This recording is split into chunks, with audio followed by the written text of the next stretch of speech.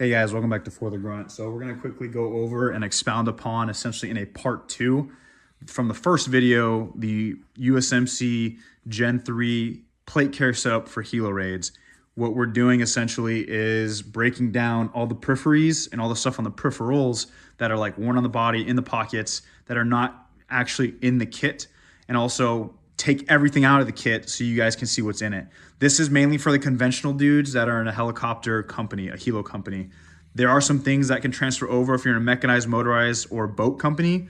And I'm going to emphasize again, this is for conventional infantry. This is not soft. This is not special forces. This is not that crazy high speed CAG DevGru type stuff. I understand that a lot of guys are thinking, oh, this guy's going over raids as if he's some sort of high-speed dude. I'm telling you, that's not the case here. This is simply what a conventional squad leader brings out to the field for a helicopter raid, okay? That's all this is. Little disclaimer, I don't need people in the comments freaking out like, oh, you think you're soft. No, this is just what I bring out to the field, what I've seen other guys bring out to the field to help and aid in the accomplishment of the mission. So first things I'm going to go over is a pre-combat inspection checklist. So this thing has everything that you would need to ask yourself and others in your group or element or squad or team to make sure they understand what's happening. What is the mission? Show me the primary and alternate routes on your map or strip map. What is the commander's intent? What are the rally points? What are your tasks on this mission? What is the frequency and call sign for our unit, the next higher unit, who you report to? What are your collateral duties? What is the challenge and pass? What are the intelligence requirements for this mission? What are the indirect fire targets along our route? How many personnel are on this mission? What are the indicators of an ID or mine along the route? What are the rules of engagement? How do we call the QRF? What is the Lost Marine plan? And what is the recent enemy activity in our area been, including location and time? So that's just something that you guys can use to make sure that everyone within, again, your group, element, squad, team, understand the mission, okay? Then you have your pre-combat checks for kind of gear. And in those pre-combat checks, you can make whatever list you want. I pulled that from one of the pubs. But moving on, we're going to go into batteries. So as we move on into the modern day and age, there are a plethora of items that now require energy, electricity, just batteries in general to run. And it's not analog, although you need to have your backups as analog. But just an example, right? These 4 AA's are my backup, and then these ones in the rear are my backup to my backup. I will already have a group of 4 in my PVS 31s, right? So 1 is none, 2 is 1. So you should DFL with already all your optics ready to go with batteries in them. Now, just alone, the PVS 31s require 3 batteries in the battery pack and 1 battery in the actual night optic device itself. You don't have to do both, right? But you would want to do both for longevity. So the first group goes down, I have my backup, and then if we end up saying like, oh, we cannot extract when we thought we were going to extract, then I have an extra contingency to my contingency if that were the case. Same thing for your 1, 2, 3 batteries. I already have a handheld Surefire flashlight that requires 1. I have a PVS 15, and then I also, PEC 15, and then I have an exterior standalone light that goes in my rifle that also requires 1, 2, 3 batteries. Then I have secondaries to my secondary, right? So primary, alternate, here are my contingencies, okay? Following that, you'll see I have 2 compasses here. So this is just the wrist compass, and you're gonna think, why do you have so many navigational aids? I'm telling you, if you get lost and you can't even get to where you're trying to go, like there is no point for even stepping outside the wire. There's no point in you going on a mission, right? So you have this one. This is just, and I've gone over this before, this is just a piece of kit that essentially quick in a hurry, throw it up on the wrist, you look at it, all right, cool, I'm going that general cardinal direction, I'm good to go. This one is for, okay, I am going under a tarp, or I am pulling out a red lens, replotting myself, or plotting a new route, whatever. This is your, I have time, I'm going to utilize my time to make sure I know where I'm at, where I'm going. This right here is going to be your quarterback sleeve. This comes in handy in terms of brevity codes, call signs, frequencies, things that you need quick and in a hurry that you don't have time to pull out of a pocket. You can just quickly look. I've even put pictures of HVTs in this thing with his call sign and kind of like identifying marks and features. So I immediately know, oh, if I have to quickly look at a group of guys that we've detained, just lift my arm up. Okay, cool. These guys don't match any of these descriptions.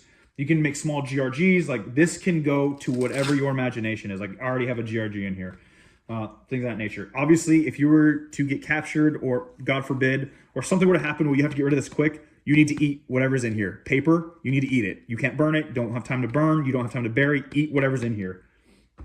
Next, you have your issued, at least for the Marine Corps, headlamp with comes red lens, IR, white, and blue. This I wear around my neck. This is 550. Now, this 550, depending on what your mission is and what you need to bring out and everything else that goes into your Met TC, this will determine how much 550 you estimate you need. This is just a quick in a hurry. I need to either join something, anchor something, tie a middle of the line knot, or I need to tie a specialty knot to get, you know, something done that requires a binding source. This right here is pretty cool. This is a 148/152 USB charger and battery status. So all you got to do, it hooks into quite literally a 152 battery, and it has, you can charge with whatever cords you have that are USB on the female end. I'm sorry, the male end. Anything that you need to charge. It also is a quick test. So if you need to quickly test how much charge is in a 152 battery, you pop this on top, press this button. It tells you state of charge 0 to 100. And then in both shoulder pockets, I have these kill cards. These have PII on it, so I'm not going to show you everything. But basically, it just says kind of like who I am, what happened to me. It has a quick medevac cat request 9 line and a ZMIST on there, my name, allergies, any medications, if I'm an urgent, priority, or routine. And then on the back, it has all my serialized gear numbers. Now, moving on, I'm just going to go over the Kevlar. You guys seen it before, so it's nothing new. Just for those who haven't, this is your first time coming across the setup. But basically, it's your simple, already issued, high cut from the Marine Corps Mohawk camera. And then I have a Mantis strobe, and then I have my call sign patch. If you shine IR light, you'll be able to see it. Obviously, people are like, "Oh, well, what if the enemy sees it?" I'm telling you, you only see it if you're pretty close. This is for like if we're in like hasty security at night and someone needs to identify me without yelling out my name or whisper yelling my name, they can just look around and they'll see this reflect. This is another headlamp light. This is for quick and in a hurry. Just tap it on. It has IR, red, white light, and blue light, I believe. Then you have your issued Comtax, your Peltors. A lot of people are they're not sure how I mount these. I just put it on the back, and then when it comes down, it literally just comes in like this. It's a little sideways, and people, they look perplexed and puzzled. It fits comfortably. It does the same amount of protection. I have no issue with it. Battery pack, yep, so on and so forth. All right, now moving on, you have the belt. So I'm going to literally take everything out. So in the belt, obviously you have your chem light carabiners. I'm going to swap this out eventually for 550 cord or something that's less noisy. I had a guy in one of the comments from the previous video talk about making this for noise discipline using 550 instead. So I'm going to take his advice and do that. Then you just have your Leatherman, the handheld that I was talking about, the Surefire. And then you have my first, my second speed mags. Keep moving on. I actually have a trauma shears, and trauma shears can literally use for anything you need to cut quick and in a hurry. And they are actually, there's a retention lanyard. It's like that metal kind of thread. I don't know how to explain it. It's that metal thread with a plastic casing around it, and it just goes back if I need it. I also have my IFAC, and then tourniquet on top. I have my my gloves right here. Pull out my IFAC. It's dummy corded in, and then this is literally everything I need. And I can reach this with both hands, left or right, behind me when I pull it out. It's out of the way. There's nothing in here except for a lens cleaning, a lens cloth. This is my nods pouch. And then this is a general purpose pouch. I can put anything in here, but I mainly use this for smokes. It has an elastic band around it. And again, a lot of this stuff I've already gone over, but I'm just taking everything out so everyone can see what's inside. And this is just a grenade pouch. And then this is a Blue Force Gear battle belt. Now, moving on to the plate carrier itself. Obviously, I have these 3 mags. So these 3 mags are my kind of like, I can do attack reload. I have time. The other two that I first brought out were the speed reloads. And then I have the initial mag that I put into my weapon system. And that goes behind the radio pouch. And there's the radio pouch. You have your sock P knife. Gloves. These are the pig gloves with roll of electrical tape. And then if you continue, oh, and then you have obviously your ATAC, your push to talk. A lot of this stuff you've already seen in previous videos, so don't get too wrapped up around what's like the kit, but more what's in the kit. Inside this little admin pouch, I have a air panel. It's actually also an American flag. I have a tools from Mission Essential Gear, your protractor, map pens. I've already done a quick intro to land nav on that stuff. And then inside this, there's also a little laminated thing if I need to put in any important information that I might find. In the back here, you're gonna have bolt cutters. So you can take the bolt cutters out. That goes in the back of this Agilite tactical, or Agilite map, I guess I'm gonna call it. And then inside this, you're gonna have at the top, you have all kinds of stuff, right? So first things first, this little attachment takes out the little SD card that I can plug into my phone or any other device. I can also plug into the ATAC that was on my chest to watch the videos. Real quick, that was on the Mohawk. Obviously you need this extra battery. So this is like emergency. This will charge the ATAC. And then I have my clear lens for my ballistic Oakley M frames. And this is my antenna relocator for my 152. I just slide that through my MOLLE and relocate that big ass antenna. And then in here is just a bunch of other cables. I have my cattail antenna in here. I have the cables I need to charge my ATAC. I have the cables I need to charge the Mohawk. Any other, and then like backup USB-C, USB, micro USB cables in case I have to plug into anything while I'm out there. And then I have a speed loader. If I'm loading mags, comes in handy. I don't think I have anything in here. I think that's just left for emergency stuff. And then here I have my unit's raid playbook. I'm not gonna show you the front because my unit's on it.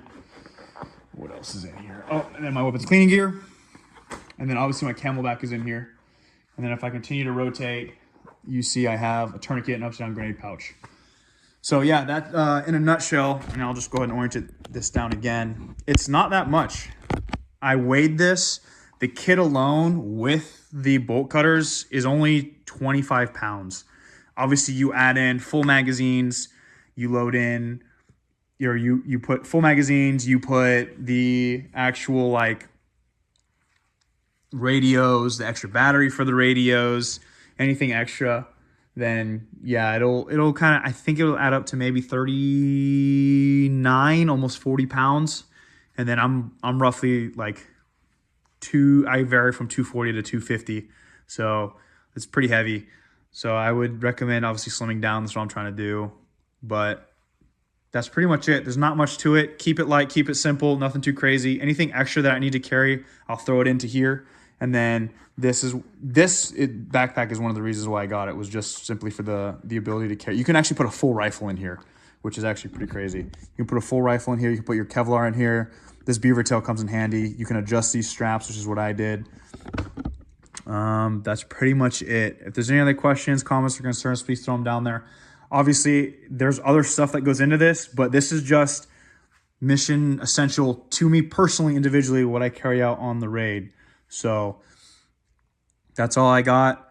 I am going to do another video on special team equipment and what special teams I have my guys carry, depending what they are, and depending on if we're the assault support or security elements. But yeah, thanks guys. We appreciate your comments. We actually just broke 800 subscribers, so really big thank you to that. That's actually kind of like a milestone. I never thought we would see past 500, to be honest. But we really do appreciate you guys commenting, liking, subscribing, watching the videos, and giving us your time. We're trying to put out more relatable content, more stuff for you guys to kind of pick apart and dissect and use on your own kit.